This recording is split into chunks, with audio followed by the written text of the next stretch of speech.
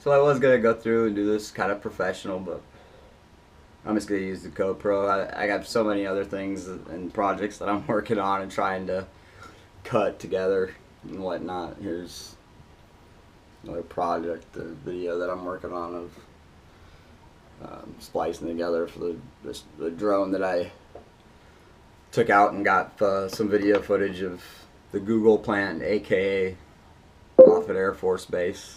Project X, that's what it's called around here. But I'm gonna go ahead and let this roll.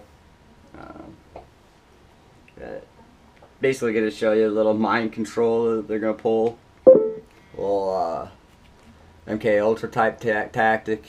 A little flash of an image, and then it's a black kid. I don't even know what the previous story was, if it was lingering from that, but she's definitely already talking and the music's going for this story.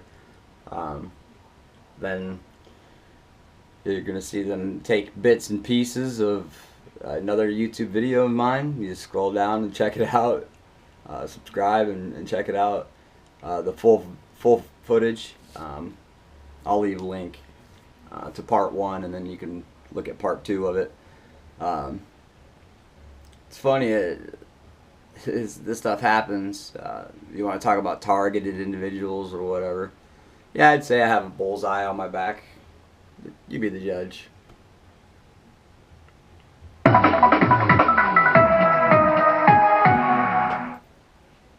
On the streets, police are constantly put to the test, challenged physically, their patience tested. 2 police departments tell us training is the only way to stop a confrontation from escalating. And both Bellevue and La Vista police provide us tonight with examples of officers getting it done. KETV News Watch 7's Amanda Cowell I'm not searching you. I'm going to pat you down for weapons. It's not a request. Set that down. It's an unpredictable situation officers face. It's pathetic. That you don't even know what you swore to. People who defy laws and challenge command. They pick and choose what laws apply to them. La Vista Police Chief Bob Lawston says his officers see it every year. There's an ideology out there that you don't have to pay your taxes and certain laws don't apply to you. We have specific training regarding dealing with confrontational people, particularly with sovereign citizens. This man recorded the traffic stop. You can hear him say he wants to charge the officers. Every minute that you have me, we are contracting for $100 an hour. I'll do the math.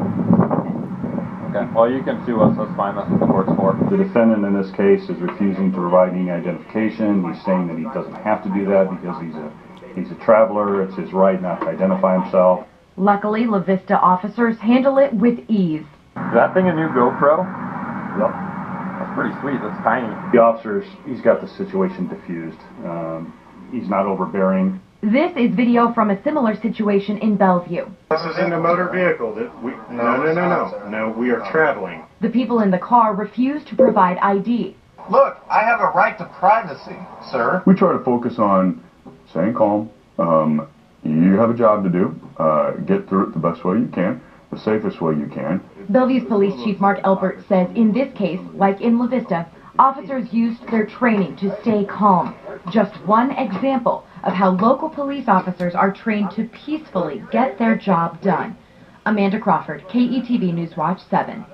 And both police chiefs tell Amanda they're proud of their officers in these situations and have faith in every man and woman on the force to act with professionalism. So, you go on to read here.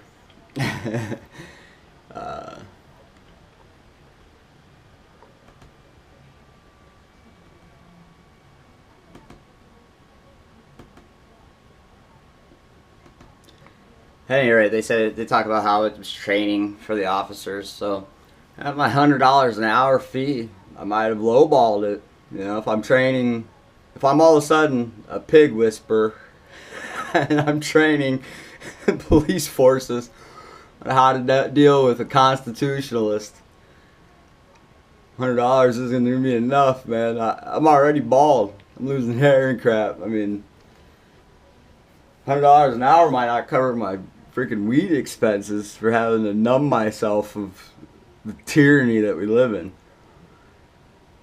It's pretty funny how they like take little snippets and make me sound like I don't want to pay taxes and different things. And who the hell wants to pay a voluntary tax? It's not even mandatory, people. It's voluntary. When you sign those documents, you don't even know exactly what you're signing for your driver's license, for your certificate of title for your car. It's not even yours. You don't get the title. You never get the actual title. You only get the certificate of said title.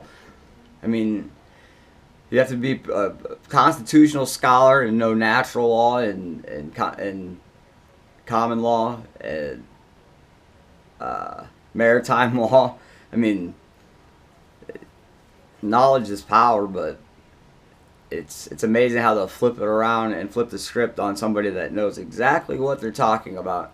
And what's funny is he says, I'll take you to court, and you can go back and listen to it, but you know, you could take me to court. I don't have to take him to court. I really don't. I can just file a lien on his personal property. Most police officers have to carry liability type insurance and be bonded. I could just go after his bond. There's other avenues. It's not just traffic court that these things get settled in. And actually, in court, I lost. I offered to donate double the penalty, which was a $25 fine, and court fees. And I offered $100, whatever, to a local charity, but to no avail. But you always lose round one. It's in appeals that you'll win. I didn't admit to anything or anything in the case. So at any rate, it's something that's piddly, but it's funny that it gets blown up.